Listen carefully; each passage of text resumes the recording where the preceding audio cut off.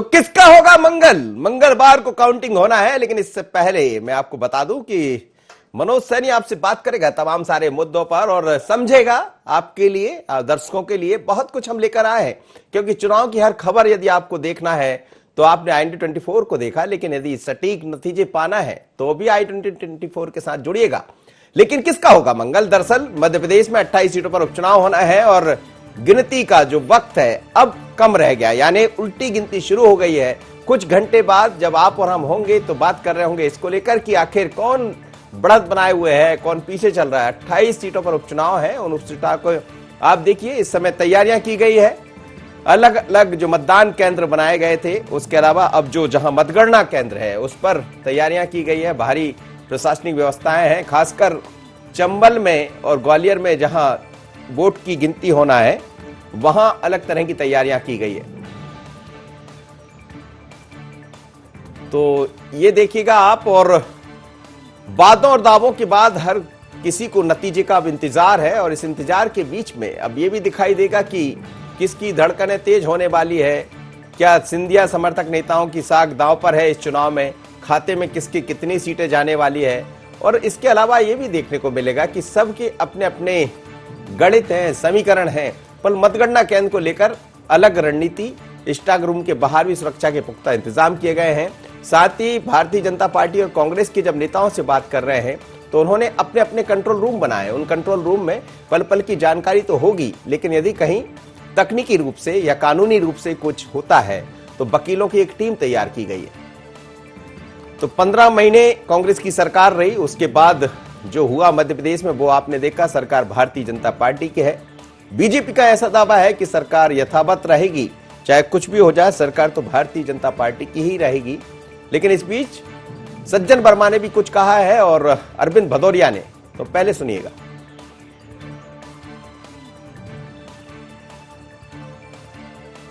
107 सीटें भारतीय जनता पार्टी की है, 7 निर्दलीय और सब मिलके हमको दिया 114 हो गए। ये 28 का चुनाव है तो एक और सीट जीते नहीं जीतेगी भारतीय जनता पार्टी। तो भारतीय जनता पार्टी की सरकार में अधिक सीटें जीत के आके शिवराज सिंह चौहान के नेतृत्व में पूरा 3 साल हम करेंगे। इसलिए कांग्रेस इस प्रकार की बयानबाजी कर रही है, कांग्रेस इस प्रकार के जो जनता को भ्रम फैलाने की स्थिति पैदा कर रही है। कल उन्हें विधायक दल की बैठक बुला ली परसों, डर है उनको, भय है उनको, आशंकित है अंदर से, क्योंकि कई लोग और छोड़ने को तैयार हैं, क्योंकि इन्हें 15 महीने में विधायकों का कोई काम किया नहीं, इसलिए निराश है विधायक उनके। इसलिए कांग्रेस जो है ना अंदर से भयभीत है। कहते हैं ना, जाकी रही भावना जैसी, प्रभ मुहूर्त देखी ता तैसी। जो मुझे दिख रहा है, मैं ये नहीं कह रहा हूँ 28 को 28 भारतीय जनता पार्टी जीत के चले जाएगी। तो अधिकतम सीटें भारतीय जनता पार्टी जीतेगी। वो 18 भी हो सकती हैं, वो 20 भी हो सकती हैं, वो 22 भी हो सकती हैं, वो 24 भी हो सकती हैं, कुछ कम भी हो सकती है, कुछ ज़्यादा भी हो सकती हैं।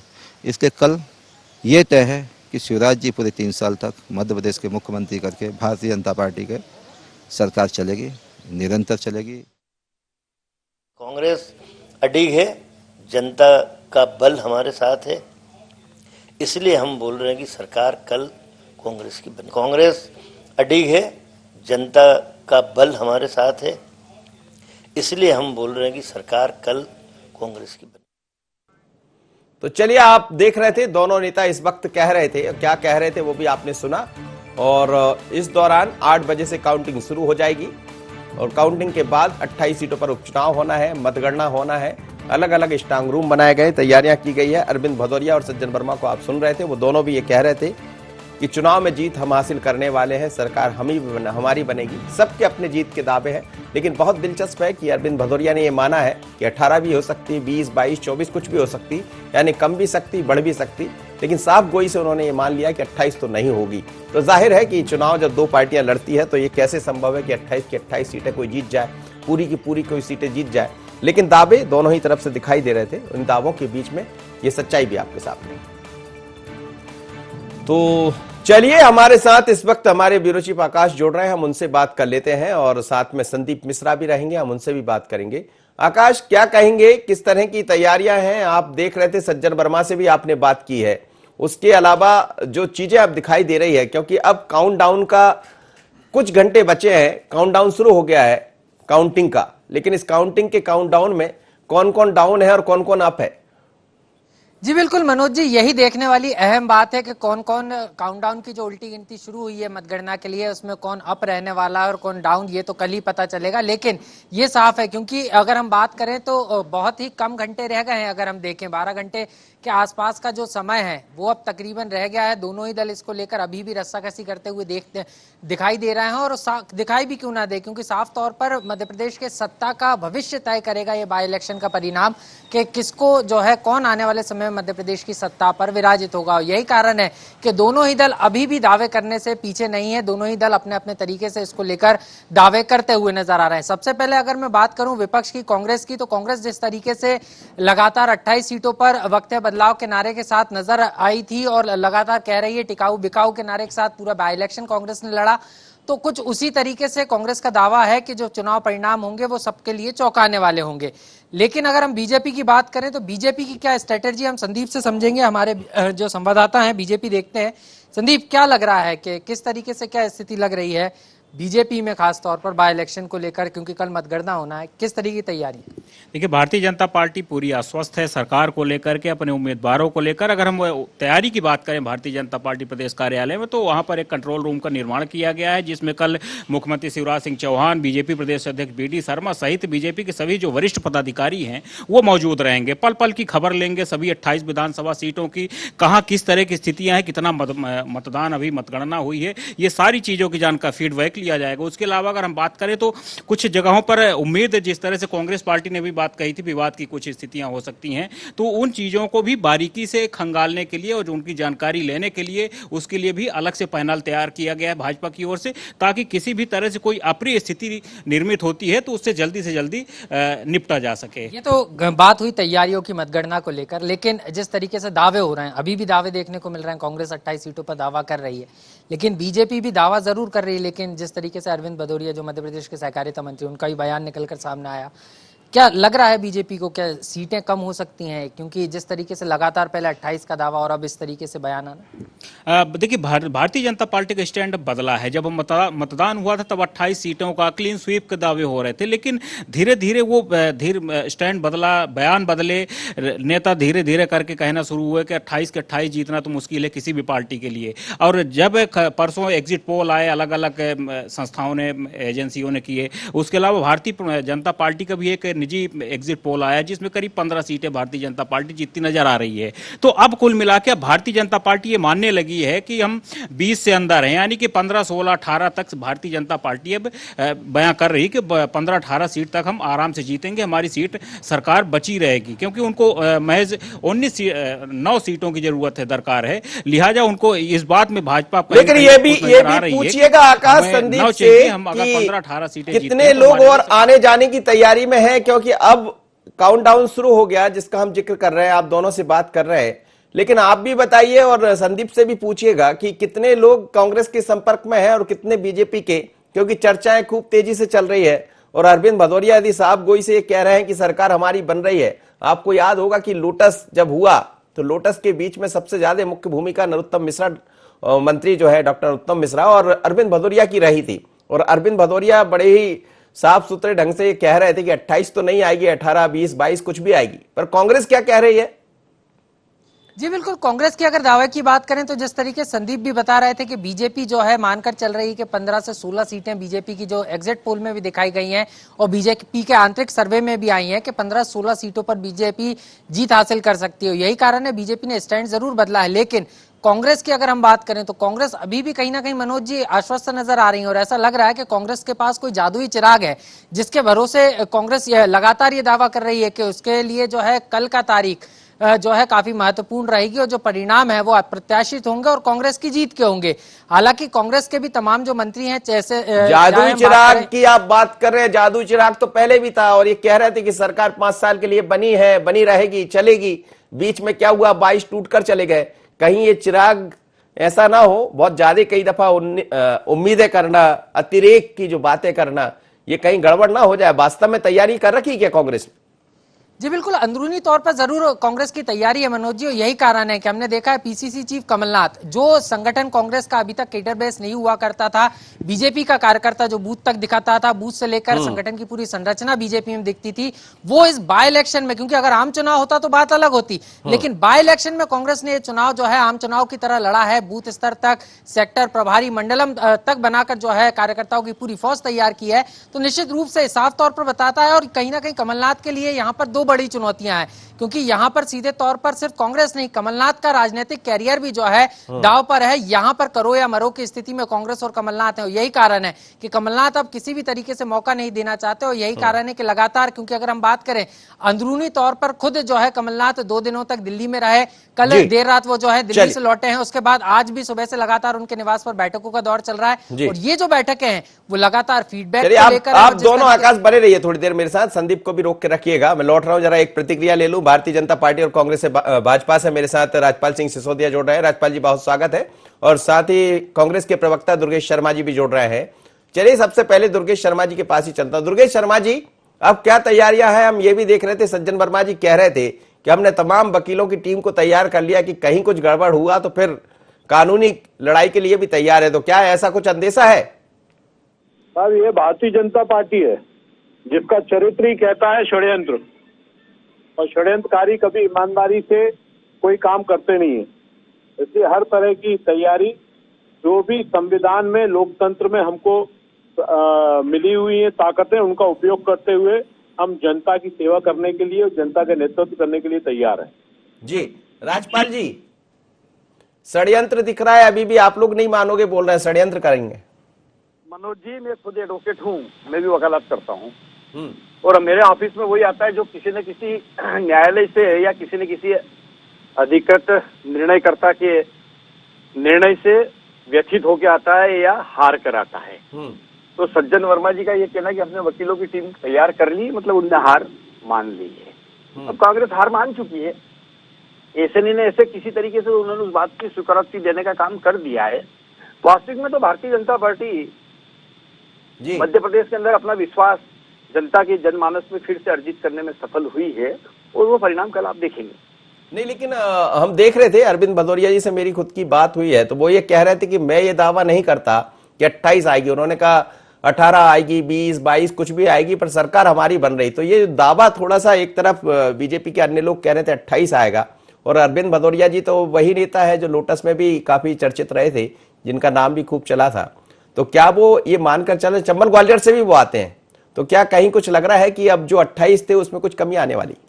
नहीं, निश्चित तौर पर अगर वो चंबल ग्वालियर के नेता हमारे अरविंद भदौरिया जी, हमारे प्रदेश के नेता भी है, माननीय सहकारिता मंत्री है, वो अगर कोई बात कह रहे हैं तो निश्चित तौर पर एक अध्ययन के साथ में कोई बात कह रहे होंगे, और 20 सीट अगर वो बता रहे हैं तो ठीक है। मैं भी बात से उनकी इत्तेफाक रखते हुए कहता हूँ कि प्लस ही रहेगी, 20 से प्लस ही रहेंगे, हम कम नहीं रहेंगे।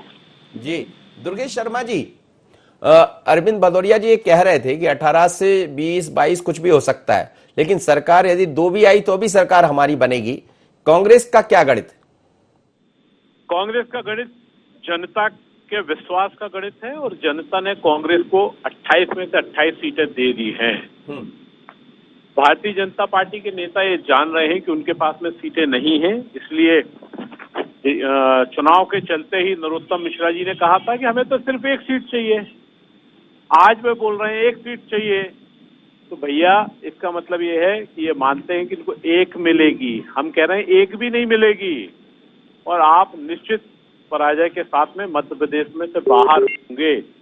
जो ये कहते हैं कि हमें 1 ले लेंगे और हम 115 हो जाएंगे, कहां से हो जाओगे भैया? 107 हो, भूल से भी 1 नहीं मिल रही, 107 से आगे नहीं बढ़ रहे, पर जो आपके ख्वाब है कि 1 मिल रही है, उस हिसाब से आप 108 हो जाओगे, कहां से 115 हो जाओगे?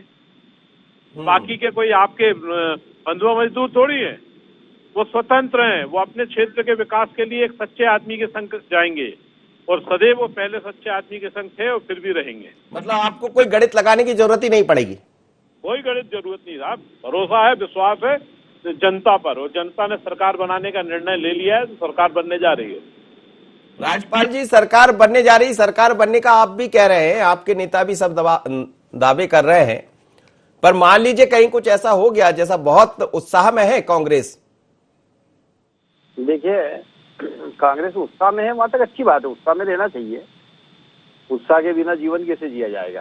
तो ये अति आत्मविश्वास, और अति आत्मविश्वास से फिर कब घमंड हो जाता है कमलनाथ जी को पता ही नहीं चलता है, और उस घमंड में कब ये शहीद हो जाते हैं इनको ही पता नहीं चलता है। तो थोड़ा यथार्थ में रहे, जमीन पे रहे तो अच्छा रहेगा। मेरी तो सलाह इनको यही है कि भाई जो यथार्थ है उसके आसपास ही बात करो तो ठीक है। जैसे अरविंद भदौरिया जी ने यथार्थ की बात कही कि भाई ये हो सकता है। मैं अभी ये बोल दूं कि साहब हम तो सब जगह जीत जाएंगे, तो ये भी बेईमानी होगी ना। ऐसा तो है नहीं कि कांग्रेस एक भी जगह नहीं जीतेगी। मतलब आप ये समझ रहे हैं कि जमीन खसकेगी, लेकिन थोड़ी सी खसकेगी। नहीं, इसको खसकना नहीं बोलते हैं। 50% 28 में से 20 सीट्स हम विन कर रहे थे, इसको खसकना थोड़ी बोलेंगे सर। जी जी जी। अब कांग्रेस भी 125 साल पुराना ताबूत है, तो अब ये इतना बड़ा जो स्ट्रक्चर है इनका, ये आखिर ऐसे एकदम थोड़ी धाराशाही होगा। धीरे धीरे हो रहा है, कर रहे हैं हम। मतलब कल कील ठोकेंगे आप, ऐसा कह रहे हैं? ताबूत ठोक देंगे।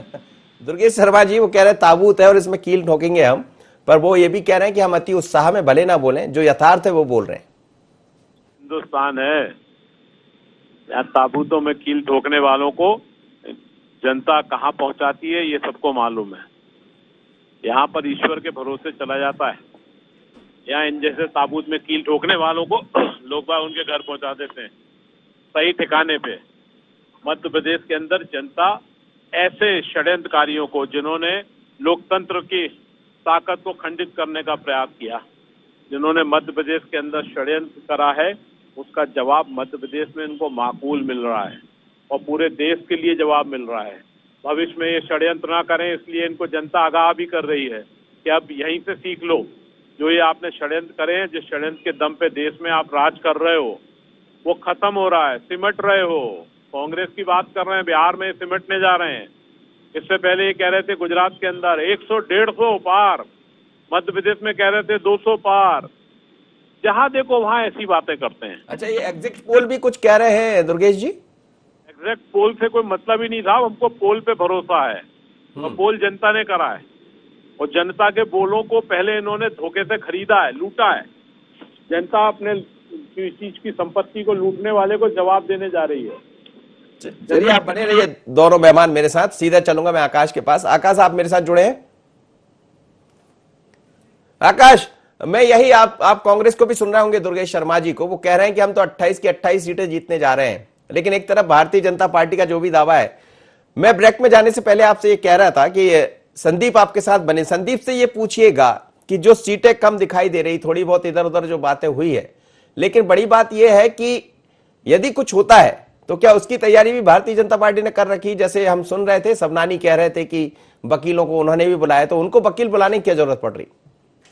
जी बिल्कुल मनोज जी, संदीप हमारे साथ जुड़े हुए हैं। संदीप, जिस तरीके से वकीलों की पूरी जो विधि विशेषज्ञ उनकी टीम बीजेपी ने भी बुलाकर रखी है, और अगर हम बात करें तो कुछ सीटें कम होती हैं, तो क्या उससे निपटने के लिए भी बीजेपी ने क्या पूरा प्लान तैयार करके रखा? बिल्कुल, भारतीय जनता पार्टी का हर तरह का प्लान तैयार है। भाजपा के पास भी एक बड़ी वकीलों की फौज है जो लंबे समय से ही काम कर रही है, और कल की परिस्थिति के लिए तो भाजपा ने पहले से ही सारे वकीलों को अपने हायर कर लिया है। जितने भी उसके वकील हैं, तो उन सबको पहुंचने के लिए ताकीद दे दी गई है पहले से ही। और जैसे कि लगातार बात सामने आ रही कि कुछ कम ज़्यादा हो सकते हैं, तो उन सब परिस्थितियों को से किस तरह से निपटा जाएगा, किस तरह से विधायकों की पूर्ति की जाएगी, ताकि सरकार का जो 116 का जादुई आंकड़ा कहलाता है, तो वो से आंकड़े में बने रहने के लिए सरकार को क्या करना है, किस तरह से परिस्थितियों से निपटना है, तो वो सारी चीजों का प्लान भारतीय जनता पार्टी ने पहले से ही तैयार कर रखा है। बीजेपी प्रदेश अध्यक्ष बीडी शर्मा ने, सीएम शिवराज सिंह चौहान ने ये सारी प्लानिंग पहले से ही वेल मेंटेन कर रखी है।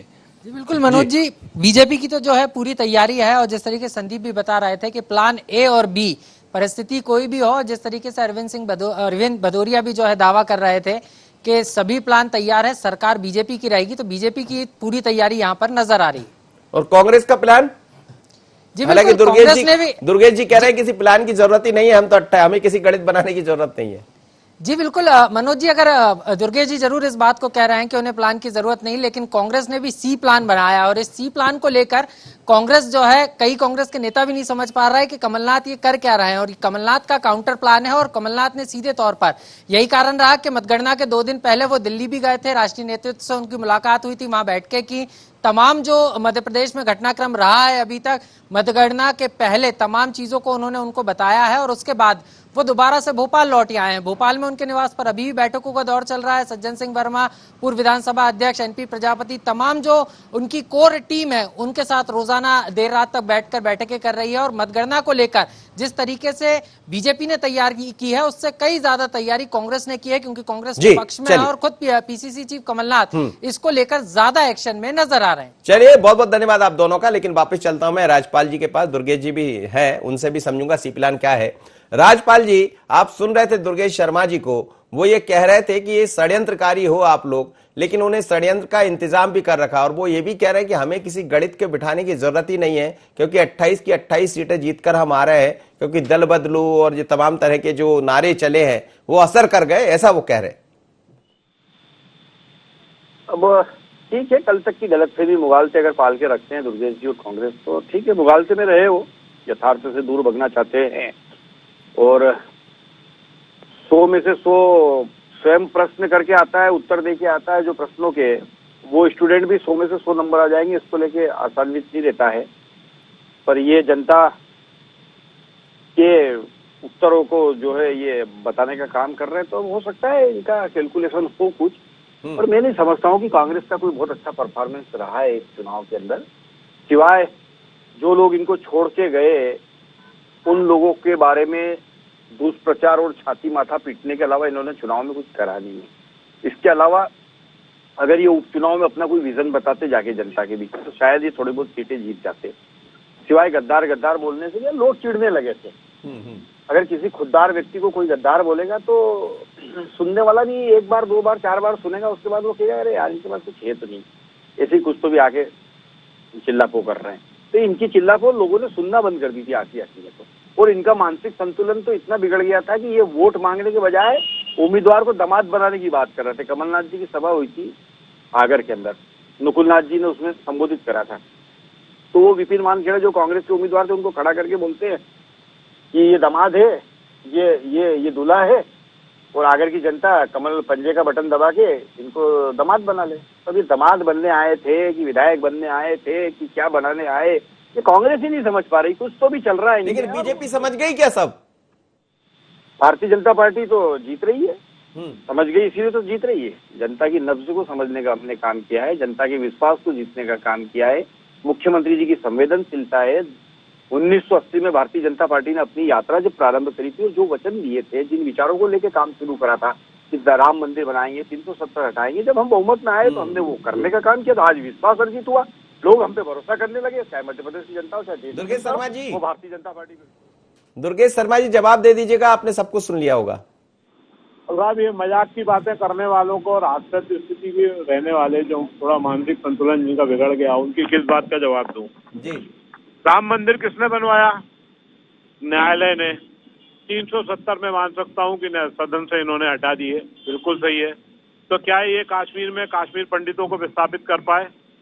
क्या इन्होंने कश्मीर में वो जो सोच दिखाई थी या जो वातावरण दिखाया था वो स्थापित कर पाए? खैर, बात मध्य प्रदेश की है, इसलिए मैं ना कश्मीर पे जाना चाहूंगा ना राम मंदिर पे जाना चाहूंगा। हाँ, मध्य प्रदेश के अंदर जिस तरीके से इन्होंने षड्यंत्र किया था उसका जवाब जनता दे रही है। और ये सत्य है कि गद्दारी उनका जवाब जनता दे रही है। आपको लगता है कि लोग बाग इस बात को सुनना बंद कर दिए थे, तो पहले ये बता दूं कि गद्दार शब्द मैंने, मेरी कांग्रेस पार्टी ने नहीं दिया था उन गद्दारों को। शिवराज सिंह चौहान ने संबोधित किया था ज्योतिरादित्य सिंधिया को सबसे पहले विभीषण हिंदुस्तान में गद्दार के रूप में जाना जाता है। तो आपने बताया था कि ये कांग्रेस के गद्दार हैं और हमारे साथ आ गए हैं, तो उसको जनता ने भी मान लिया कि हाँ, इन गद्दारों को जवाब देना है। हमने भी माना कि हाँ, उन्होंने गद्दारी करी है, जवाब देना है। हम सब ने मिलकर उस बात को जनता के बीच में रखा है, जनता उसका जवाब देने जा रही है। और जो अभी सिसोदिया ये कह रहे थे कि हम सरकार में हैं, सरकार यूं और हमने बहुत सारे विजन, अरे भैया, आपके पास कोई सोच होती, विजन होती तो 15 महीने से या 2 साल पहले शिवराज सिंह चौहान को अपदस्थ नहीं करती मध्य प्रदेश की जनता, बाहर करके फेंक दिया था। वो तो षड्यंत्र से आप सरकार में आ गए, नहीं तो आप विपक्ष में ही रहते। अब आपने जहां जहां जो आप बातें देश और विदेश की करते हो, तो जहां जहां आप कहते हैं ना था वो पड़े पैरन के वहां बंटा ढार, तो ये स्थिति पूरे विश्व में माननीय मोदी जी ने करी है, भारतीय जनता पार्टी ने बहुत सारे देशों में कर दी है। अब उनकी बारी है, अब उनकी तो ये दुर्गेश जी एक छोटा सा कि क्या ये माना जाए वास्तव में 28 लेकर आ रहे हैं आप? जी चलिए राजपाल जी जवाब दे दीजिए। वो कह रहे हैं कि जहां जहां पैर पड़े संतन के हो गया बंटा धार। देखिए, अभी कांग्रेस जो है, अभी मैं राम मंदिर की बात कर रहा था तो कह रहे थे, और 370 की बात कर रहा था तो कि ये मध्य प्रदेश की बात है, तो खुद अमेरिका पहुंच गए। तो इनकी कथनी करनी, इनका दोहरा चरित्र ये जनता भी जान चुकी है और यहाँ का युवा भी जान चुका है। यहाँ का युवा ये समझ चुका है कि अब भारतीय जनता पार्टी के साथ ही उसका और देश का भविष्य सुरक्षित है। कितने सीटें लेकर आ रहे हैं राजपाल जी? जी, कितनी सीटें लेकर आ रहे हैं? हमारी कंफर्टेबल मेजोरिटी आ रही है, 20 सीट से ऊपर हम प्राप्त कर रहे हैं, 20 सीट से नीचे किसी भी स्थिति में नहीं रहेगी। और जनता ने अपना मन बना चुका है और वो मन बन चुका है और वो मन जो है मतपेटी के अंदर है और निश्चित तौर पे कल आप देखेंगे जी। और दुर्गेश जी को और हमको कल आप 10-11 बजे जब फिर एक बार फिर बिठा दीजिएगा साथ में। चलिए आप बैठेंगे ही, वो तो पहले से तय है, लेकिन आप दोनों को शुभकामना है, पर जनता किसको शुभकामना देने वाली हम सबको इंतजार रहेगा। बहुत बहुत धन्यवाद आप दोनों का, और साथ ही हमारे दोनों सहयोगी जुड़े थे उनका भी धन्यवाद। पर मध्य प्रदेश में काउंटडाउन शुरू हो गया है काउंटिंग का, और इस बीच में तमाम तरह के वादे दावे वो सब दिखाई देने लगे हैं। अपने अपने वादे भी हैं और अपने अपने दावे भी हैं, लेकिन इन दावे वादों के बीच में अरविंद भदौरिया का एक कहना कि 20, 22, 24 जो भी सीटें आए पर सरकार हमारी बन रही है। दूसरी तरफ कांग्रेस का सीधे तौर पर आज भी वही कहना है कि 28 सीटें हम लेकर आ रहे हैं, पर जनता करेगी क्या? क्योंकि इस चुनाव में मुद्दे कुछ अलग थे, बात विकास की कम हुई है, बात एक दूसरे पर आरोप प्रत्यारोप की दिखाई दी। इस चुनाव में यह भी दिखाई दिया कि क्या नहीं कहा गया, सब कुछ दिखा, पर जनता ने क्या देखा, क्या समझ आया।